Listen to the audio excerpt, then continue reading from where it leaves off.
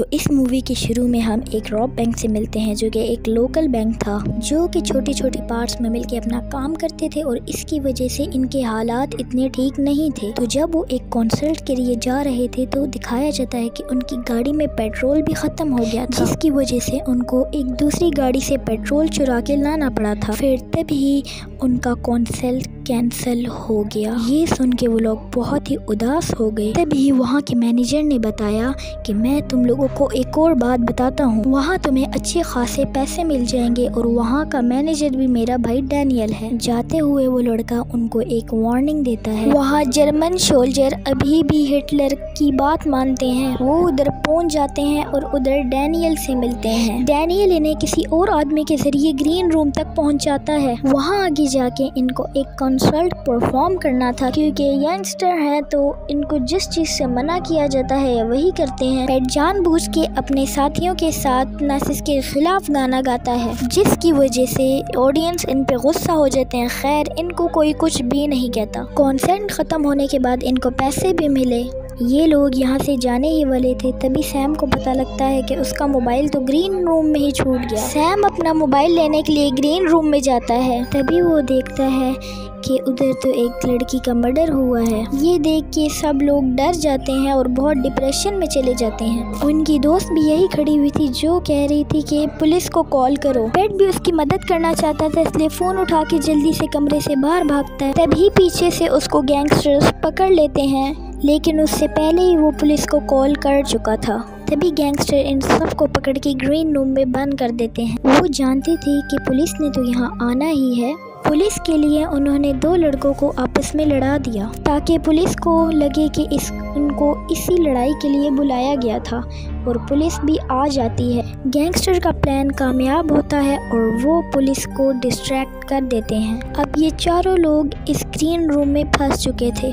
तो हम लोग देखते हैं इस बार का ऑनर जो इन सब का बॉस था वो भी आ गया था और उसको ये मर्डर के बारे में पहले से पता था। असल में ये सारा मर्डर इसी ने ही करवाया था। बॉस बगैर कुछ कहे उन लोगों की कार को चेक करता है, जिन पे से उनको एक पेट्रोल चोरी करने वाला सामान मिलता है। तभी बॉस उनसे कहता है कि जिन दोनों ने भी इसका मर्डर किया है उसे मर्डर साइट से भेज दो। ये बात बताने के लिए जैसे ही बॉस का असिस्टेंट इधर जाता है तो उन दोनों आदमियों के साथ ये चारों आदमी भी इधर से निकलने का प्लान बनाते हैं, लेकिन गन पॉइंट पे इन दोनों ने इन चारों को यहाँ पर रोक लिया। एमर जो मरने वाली लड़की की दोस्त थी वो इन सबको बताती है कि तुम्हें यहाँ इसलिए रोका गया है ताकि लोग तुम्हें मार दे, क्योंकि इनका राज तुम्हें पता लग गया है। ऐसे ये तुम्हें जाने नहीं देंगे। ये लोग यहाँ से भागने लगे थे, लेकिन जिसके हाथ में गन थी वो उन्हें ऐसा करने से रोक रहा था। तभी बॉस इनके रूम के बाहर आ जाता है, जो यहाँ गार्ड को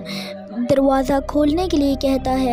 ये लोग समझ रहे थे कि बस ये इनका मरने का वक्त आ गया है। ये जानते थे कि अगर दरवाज़ा खुला तो ये मर जाएंगे। ये लोग अपनी जान बचाने के लिए गार्ड के ऊपर हमला कर देते हैं। उन सब लोगों ने उस गार्ड के हाथ से गन छीन ली थी। बाहर से बॉस बार बार नॉक कर रहा था, लेकिन ये लोग खोल ही नहीं रहे थे। बॉस भी यहाँ से चला गया। वो जानता था कि ये ऐसे बाहर नहीं निकलेंगे। सबसे पहले उसने अपने बार में मौजूद सब लोगों को यहाँ से बाहर निकाल दिया। इतनी देर में हमने देखा कि यहाँ डैनियल भी आ गया। वहीं ये रूम के अंदर ये पूरा ग्रुप यहाँ से बाहर निकलने की प्लानिंग कर रहा था। तभी उनको फ्लोर के नीचे एक बंकर मिलता है। इससे पहले कि ये बंकर के अंदर जाते बॉस यहाँ आ जाता है, जिसने इनको बातों में लगाना शुरू किया। वो कहता है कि तुम्हारे पास जो गन है वो मुझे दे दो, वरना तो मैं पुलिस को बता दूंगा कि ये मर्डर तुमने किया है और मैं तुम्हें बहुत बुरा फंसा दूंगा। ये सब सुन के ये लोग बहुत डर गए और इन्होंने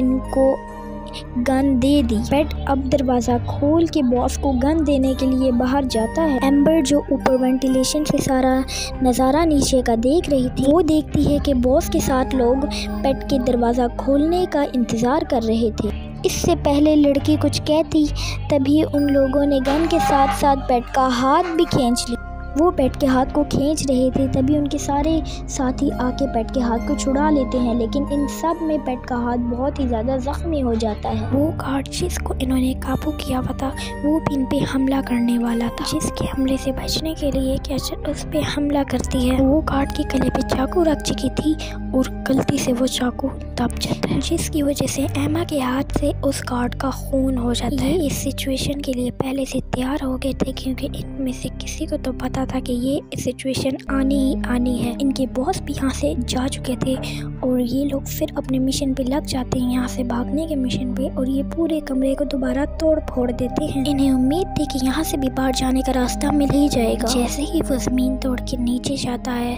तो उसके होश उड़े के उड़े रह जाते हैं। ये अंडरग्राउंड ड्रग्स बनाई जा रही थी। उनका बॉस इसी बिजनेस को चलाने के लिए ही तो जा रहा था और ये अंडरग्राउंड इसलिए था ताकि पुलिस इधर ना आए। बाहर बॉस को डैनियल मिलता है। बॉस डैनियल को ऑर्डर देता है कि जाओ उन लोगों को उधर से बाहर निकालो। डैनियल सवाल करता है कि वो लोग उस कमरे में है क्यों। जवाब में बॉस झूठ बोल देता है और डैनियल से कहता है कि वो कमरे में इसलिए क्योंकि उन्होंने हमारे पार्टनर का खून किया है। गुस्से में वो इन सबको मारने का फैसला कर लेता है, लेकिन यहाँ बॉस उन्हें मना कर देते हैं। कहते हैं मारना नहीं है उन्हें, बस बाहर निकालना है। अब उन लोगों को दिखाया जाता है जो कि यहाँ से निकलने की हर कोशिश कर चुके थे। इनके पास एक ही रास्ता था, ये दरवाज़ा खोल के बाहर निकले। जैसे ही ये लोग बाहर निकले तो बॉस के असिस्टेंट्स ने इनके ऊपर डॉग्स छोड़ दिए और ये डॉग सबसे पहले जाके उनके एक साथी पे हमला करके उसे मार देता है। फिर यही डॉग एमर के ऊपर हमला करता है, लेकिन एमर इससे अपनी जान छुड़ा के भाग जाती है। बाकी अपने सभी साथियों के साथ वापस ग्रीन रूम चली जाती है। जब वो ग्रीन रूम पहुंचे तो उनको याद आया कि उनका एक साथी तो बाहर ही रह गया। उनका वो साथी बॉस के बंदों के हाथों मर गया, जिसकी मौत का पता उन लोगों को भी लग जाता है और उसकी मौत के बाद इन सब की हिम्मत टूट जाती है। बाकी साथी जो रूम के अंदर थे उन्होंने अपना दरवाजा लॉक कर लिया। बॉस डैनियल से कहते हैं कि जाओ और जाके उनको रूम से निकालो। डैनियल उनके रूम का दरवाजा तोड़ देता है और वो उनके रूम के अंदर चला जाता है। इससे पहले कि वो उनको मारता या कोई नुकसान पहुंचाता, और उनकी एक साथी जिनका नाम एम्बर है वो कहती है नहीं इसको नहीं मारो, रोक दो, ये बेकसूर है। तब वो साथी डैनियल को बताता है कि ये खून बॉस ने ही करवाया है। ये सब सुन के डैनियल बहुत ही ज्यादा शॉक हो गया। उसने अपने दूसरे बंदे को बाहर भेज दिया। एम्बर कहती है कि तुम और एमिली यहाँ से भागने का प्लान कर रहे थे।